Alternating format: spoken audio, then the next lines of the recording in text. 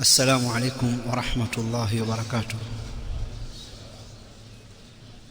الحمد لله رب العالمين، والصلاة والسلام على أشرف الأنبياء وإمام المرسلين نبينا محمد صلى الله عليه وعلى آله وأصحابه ومن سار على نهجه إلى يوم الدين. أيها الإخوة الأكارم، ndugu zangu watukufu, tunaendelea na sehemu ya pili ya muhadhara wetu ambao tunazungumza maudhui muhimu, maudhui ya ta'atu ulati al-umur, kuwatii watawala au wenye mamlaka. Na katika siku ya leo tulianza na kipengele au nukta ya 5 katika mfululizo wa nukta zilizopo katika mhadhara wetu, na nukta hii ilikuwa ikizungumza demokrasi au demokrasia na athari zake juu ya msingi huu wa kuwatii watawala. Tumeizungumza demokrasi na mambo yake na mtazamo wa dini yetu kuihusu.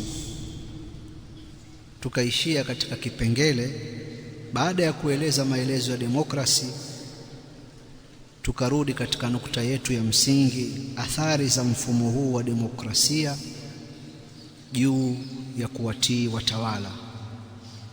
Tukasema katika mfumo huu wa demokrasi, kuikosoa, kuipinga na hata kuiondoa serikali katika madaraka yake huonekana ni jambo la haki ya msingi kwa raia, bila kuzingatia mizani ya maslaha na mafsada. Tukasema kukosoa viongozi hadharani ni haki ya msingi ya raia au mwanasiasa katika demokrasia, sababu mtu anaweza kusema kitu chochote, anaweza kumkosoa kiongozi hadharani, anaweza kumdhalilisha, anaweza kumtukana, anaweza kuchochea watu dhidi yake, na bado kidemokrasia akawa hamna kosa alilofanya. Tukasema Uislamu unasema kukosoa kupo, lakini kukosoa kumewekewa utaratibu maalum katika dini yetu. Kadhalika demokrasi ambayo imeruhusu uhuru wa maoni usio na mipaka umeleta utovu wa adabu na kuvunja heshima ya viongozi na dola.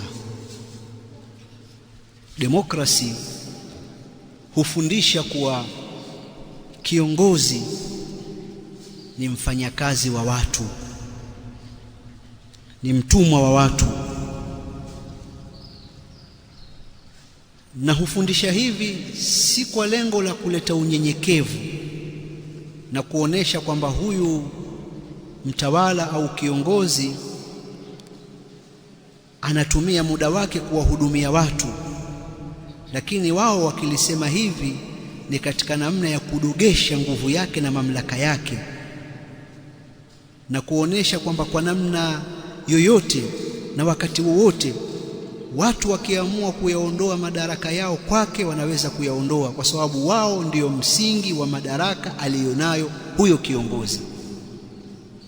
Na kwa kumfanya hivi kiongozi hudharauliwa, na hudharauliwa kwa mambo mbalimbali. Kwa kufanya hivi kiongozi hubezwa kwa maneno na kwenye mitandao.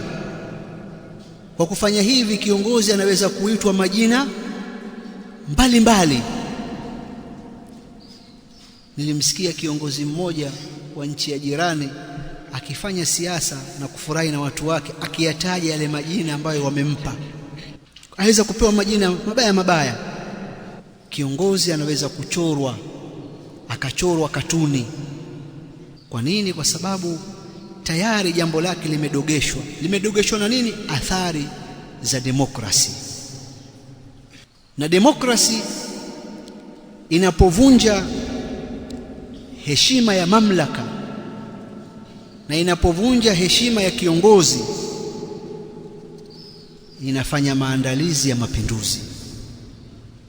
Hii ni katika athari mbaya kabisa ya demokrasi katika msingi wetu huu tunaoutaja na kuueleza. Wakati sisi tukifundisha msingi huu, tunakikuta kizingiti cha demokrasi kimekaa mbele yetu kikivunja heshima za viongozi.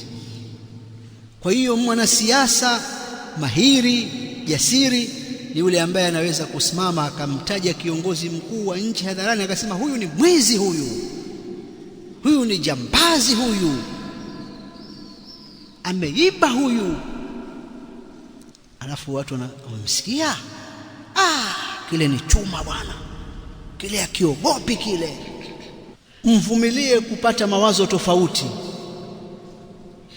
Kuna vitabu vimeandikwa vinaeleza mawazo tofauti kusimama mbali.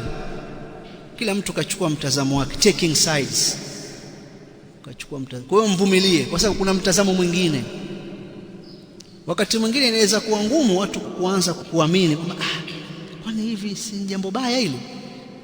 Kwani si ni kweli kiongozi amewekwa na watu bwana? Lakini kwa nini aibe? Hizi mali zote ni za watu hizi, kwa nini aibe? Lakini wewe uthibitishwa kwamba ameiba huna, zaidi ya viashiria tu ambavyo huwezi kuvipeleka mahala ukasema huu ni uthibitisho.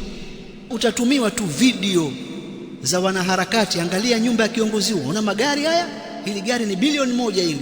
Nyinyi mmekaa tu, watu wanamaliza nchi. Sasa kwa sababu kule kujipendelea pia kupo na maisha ya watu wanayaona ni mazuri, fitna imeanza hapo. Ndio nasema mkubali kupokea mtazamo tofauti katika haya mambo. Kadhalika katika athari za demokrasi huamsha matamanio ya madaraka kwa kila mtu. Katika demokrasi watu wanahamasishwa kuingia madarakani, kugombea nafasi mbalimbali za uongozi. Vyama vinaanzishwa na vinagombea madaraka. Vyama vinazungumza, vinachochea kupata madaraka, na watu wanahamasishwa kila mtu atafute madaraka. Kwa hiyo demokrasia inapoufanya uongozi au madaraka au mamlaka kuwa ndoto ya kila mtu, ule ushindani unabadilika kuwa uhasama unabadilika kuwa mapinduzi. Na athari hii imetokea katika nchi zetu mbalimbali, uhasama wa uongozi na kutafuta madaraka. Katika nchi zenye utulivu, vyama vimepasuka, hawa wakenda huku, au watu wakagombana, kwa sababu kila mtu ana ndoto ya madaraka. Kwa hiyo ikifika wakati wa kugombania madaraka, kuna watu wanaweza kujitokeza hata 100 wanataka madaraka ya kuongoza nafasi ambayo ni moja tu, rais wa nchi. Kila mtu ataka, ni haki yako. Wewe vipi? Hujachukua fomu? Chukua haki yako.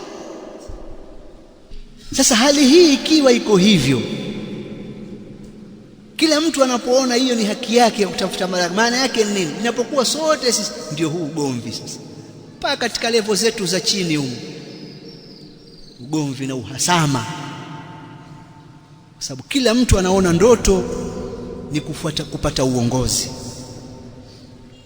Sisi katika mafundisho ya dini yetu, suala la uongozi ni suala kubwa, ni dhamana, ni uchungaji ambao mtu ataulizwa, kwa sababu Mtume amesema kullukum ra'in wa kullukum mas'ulun 'an ra'iyatihi, al-imamu ra'i.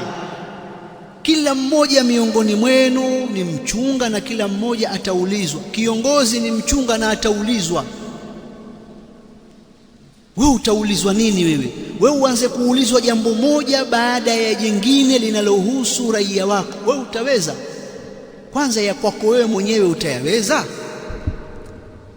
Kwa hiyo sisi tunauzungumza uongozi kama ni kitu kikubwa, kama ni masuul, kama ni dhamana, ni jukumu. Na ndiyo maana katika Uislamu suala la kugombea na kuyapigania madaraka halitakikani kabisa. Kwa hadithi za Mtume sallallahu alayhi wa alihi wasallam, moja, Mtume anamwambia Abdurrahman bin Samura, la tas'alil imara, usiombe uongozi, kwa sababu wewe ukipewa uongozi kwa kuomba utaachwa nao, utawakilishwa nao. Lakini ukipewa uongozi pasi na kuomba utasaidiwa, Allah atakupa msaada. Mtume siku moja anampiga Abu Dharr, anamwambia Abu Dharr, mimi nakupenda na nakuona wewe dhaifu, usisimamie mali ya yatima wala usiongoze. Bali Uislamu ikiwa unautaka uongozi umeuomba, ndio sababu ya kunyimwa. Kuna watu walikwenda kwa Mtume wakamwambia, Rasulullah, tutawalishe katika yale baadhi ya mambo ambayo Allah amekutawalisha. Mtume akamwambia, sisi hatumpi kazi hii yoyote aliyeomba wala mwenye pupa nayo. Na hayo ndio aliyosema Sheikhul Islam Ibn Taymiyyah Al-Harrani, kwamba katika siasa tu sharia, kwamba kuomba uongozi ni sababu ya kunyimwa katika Uislamu. Sasa si nimesema mimi demokrasi imetuchanganya, na ilivyotuchanganya kuna watu wanaipenda katika Waislamu, kwa wanatuletea mambo kama walivyotuletea mambo ya maandamano. Wakasema Umar ibn Khattab kaandamana, wengine wakamwambia, wewe wasema vipi bwana, haifai bwana. Wakati Nabii Yusuf alipokwenda kwa yule mfalme akatolewa jela, akamwambiaje? Ja'alni ala khazainil ardh inni hafidhun alim, nifanye mimi niwe ni mhazini katika nchi hii, mimi ni mwenye kuhifadhi mzuri na ni mjuzi mimi. Unaona Nabii Yusuf huyu, huu ni ushahidi. Waislamu ambao wamepata maji ya demokrasia Bali katika hadithi nyingine ya Bukhari na Muslim, Mtume sallallahu alayhi wasallam asema, hakika nyinyi mnatafuta uongozi, lakini siku ya kiyama itakuwa ni majuto kwenu. Matokeo yake ni nini? Matokeo yake sasa haya tuliyoyataja haya tangu mwanzo, katika hizo athari ziko nyingi, na hizo siwezi kukaa sehemu hii kwa sababu tuna mambo mengi tunataka tuyaseme, mpaka kufikia watu kuona kwamba uongozi na madaraka ni ndoto ya kila mtu, wakagombea, wakafanya uhasama. Matokeo yake sasa mambo haya yote yakahalalisha mambo ya maandamano, yakahalalisha machafuko, yakasababisha uasi wa wazi na nchi zikavurugika. Maandamano ni katika haki za kimsingi za raia katika nchi za demokrasia. Raia wanapokuwa wamechoshwa na jambo, wanataka kufikisha ujumbe wao, basi wana haki ya wao kuandamana, na sheria ya nchi yetu nayo ikaweka utaratibu. Mkaombe kibali polisi watawapangia njia za kupita, au usiku, basi mnapita na maandamano yenu mpaka hapo mlipofika, mnasema, mnaondoka. Maandamano katika nchi za demokrasia yameleta kheri, yameleta kheri. Sasa msizungumze kuhusu nchi zetu kwanza, anzeni katika nchi hizo zinazojiita zina maendeleo makubwa. Yale maandamano wanayataka, hasa yale maandamano yale ya ujanja yale ya kupangwa yale ndio yataoneshwa na vyombo vya habari na kusifiwa na hivi na vile. Lakini maandamano ambayo yako kinyume na yale wanayoyataka wao na yatafichua uovu, yale hayakubaliki. yale yatapigwa vita, yale vikosi vitaongezwa. Hivi juzi katika hili sakata tulilonalo, zikawa zatumwa clip za kiongozi wakubwa wa askari wa nchi moja huko, sihitaji jina, anavyotoa tahadhari na ukali kwa waandamanaji. Ukifanya hivi utakutwa hivi, ukifanya hivi utakutwa hivi, ukifanya hivi kumpiga polisi, basi aga kabisa kwa familia yako, toa urithi. Ya ukweli ile, si mliona ile? Hayajaleta kheri yoyote. Maandamano ya amani. Maandamano ya amani ya wapi? Maandamano ya amani, watu wakifika kule, jasho tu limewatoka jingi, wamekunywa maji mengi, wamewatia faida watu wenye viwanda vya maji. Basi tumeona watu wapita na mabango yao, wakifika kule wanasema pana faida. Hakuna faida. Ili yawe na faida yale maandamano, lazima yawe na vurugu, watu wavunje, waibe, waoneshe uasi na nini. Hayo ndio maandamano, kama yaliyotokea juzi, wala hatujayasahau. Vurugu za ugaidi zikaitwa maandamano, halafu wakatokea viongozi wa dini waongo, wanafiki wakubwa, wanaotaka kuleta hatari katika nchi, ati waunga mkono kwamba ile ni haki ya watu. Waongo nyinyi! Haki za watu, haki ya raia, kwenda kuvunja mali za mtu, kuvunja amani, kuharibu miundombinu. Haki ya raia.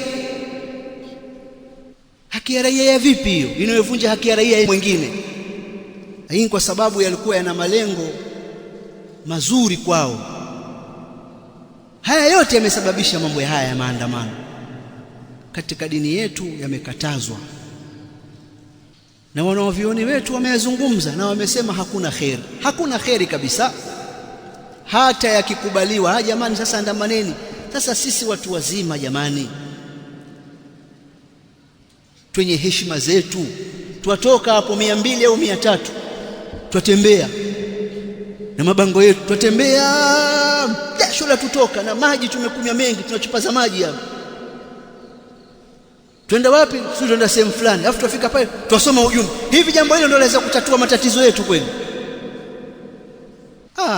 Ni mna maneni bwana, lakini mimi siwezi kwenda.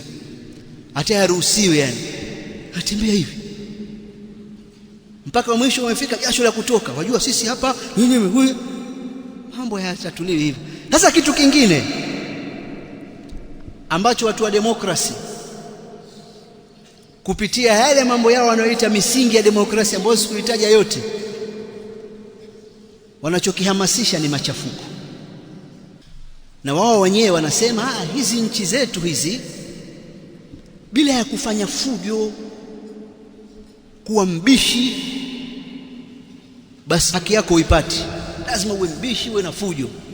Uongo ukweli? Sasa wanaohamasisha fujo na vurugu ni kina nani? Vyama vya siasa. Ukweli uongo? Sasa vyama vya siasa si vinafuata misingi ya demokrasia? Demokrasia yataka vurugu kwani? Si demokrasia unamuondoa kiongozi kwa karatasi? Si ndio msingi mnaosema? Haya, imekuwaje tena ikawa kiongozi aondolewi kwa karatasi, aondolewa kwa vurugu tena na fujo? Basi kumbe si demokrasia. Jigeuzeni muwe ni wana mapinduzi na waasi, kama walivyokuwa waasi wengine ambao wanagombania madaraka wako msituni.